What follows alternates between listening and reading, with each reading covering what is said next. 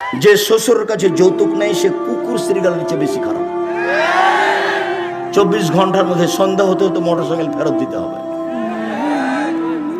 খালি মায়েরা বলছে, মায়েরা খালি বেটার সামনে গল্প করছে, আব্বু অমুক অমুক ছেলের শ্বশুর না বাড়ির সব কিছু ফার্নিচার সাজিয়ে দিল।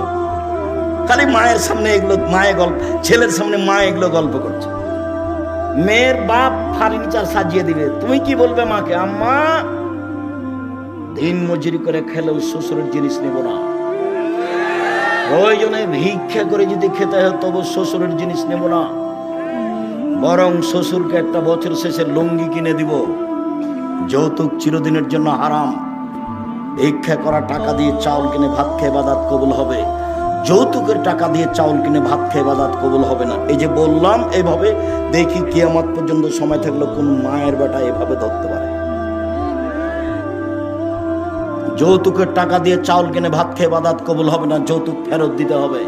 কাজ করে খেতে শিখতে হবে, শ্বশুরের সাথে নয়। ঘর জমায় হয়ে কাজ করতে রাজি নয়, দিন মজুরি করে খেতে রাজি আছি। নিজের ব্যক্তিত্ব বিক্রি করতে রাজি নয়। মানুষের বাড়িতে কাজ করে খাবো, সারাদিন কাজ করব, বিকেলে 600 টাকা পাবো। এই যে 600 টাকার মালিক আমি, কাজ করে